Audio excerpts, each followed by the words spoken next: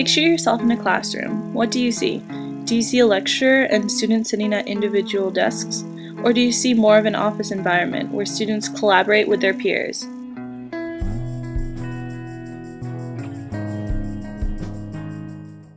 As a high school student, I'm sure you've thought at least once while sitting and listening to a lecture, how will this information ever benefit me in real-world applications? Ultimately, the traditional methods of teaching have become one that commonly is shown to not adequately prepare students who enter higher levels of education and the workforce. This can be solved by schools which Project-based accomplish learning more of is a a newer hands-on learning approach to environment, traditional learning specifically styles. project-based learning.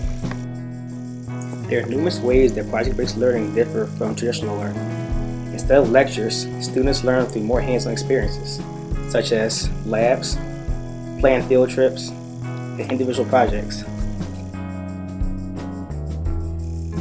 Nearly 72% of students in school believe project-based learning should be incorporated in school, and itself probably Advisors like are an water essential pollution part of and project-based global warming. learning environments. In addition to the low teacher-to-student ratio, each student has an advisor or counselor that guides them throughout their high school career.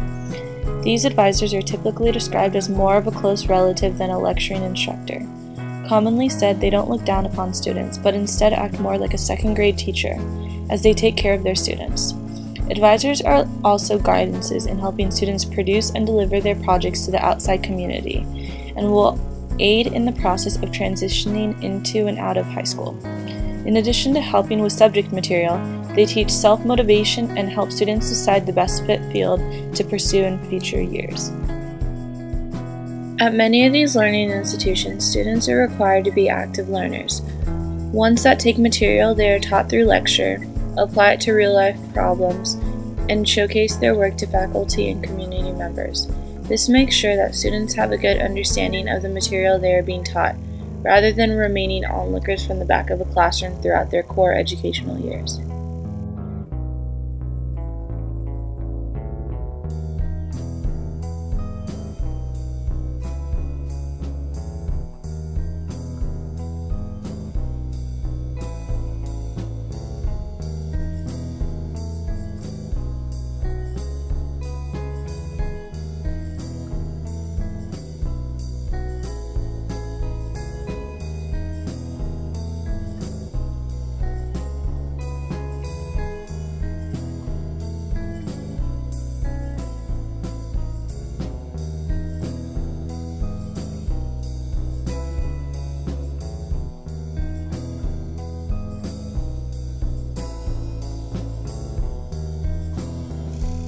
Project-based learning is beneficial to students who do poorly on tests, handicapped children, and at-risk children.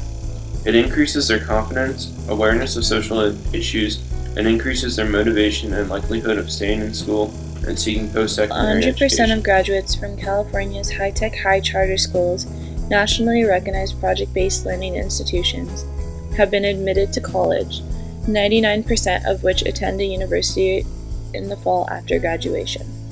80% of these students are admitted to four-year programs, while 35% of these students are first-generation college students. Some may credibly argue that project-based learning is not a wise and affordable method and therefore should not be implemented into traditional school settings. Most often, project-based learning is frowned down upon, as many believe that due to students engaging in numerous projects instead of learning from the old-fashioned textbooks, they therefore aren't being taught the entirety of content that is found within the traditional curriculum. Though the curriculum of project-based learning institutions do in fact cover all of the same material, it is up to the teacher's discretion what information will be expanded on through projects and which information will be briefly touched on during class lectures.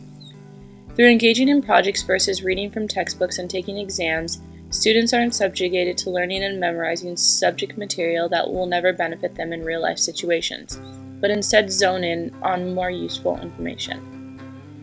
The many skills that are retained through project-based learning are represented through the high number of students who graduate from project-based learning institutions and continue on to Here higher are two levels graphs of that show the education. test scores of students from project-based learning institutions and students of traditional institutions. From the pretest, you can see that the students tested similarly, showcasing that they had similar amounts of background knowledge. However, in the results from the post-test, you can see that on the majority of the questions, students from project-based learning outscored those of traditional learning institutions.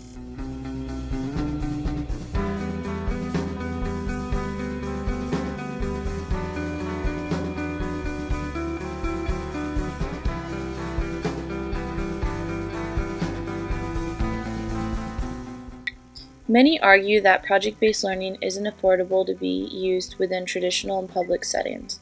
Though project-based learning most often exists within charter schools that are privately funded, there are means to financially support the basis of project-based learning within the public school system.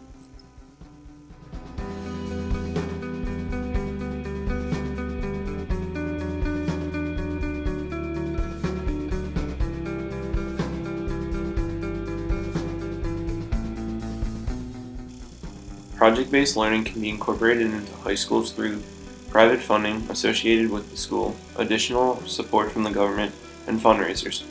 This money can be used to help pay for the addition of advisors to help the students in their projects rather than the addition of new teachers. It has been shown to be effective when partially incorporated into some high schools.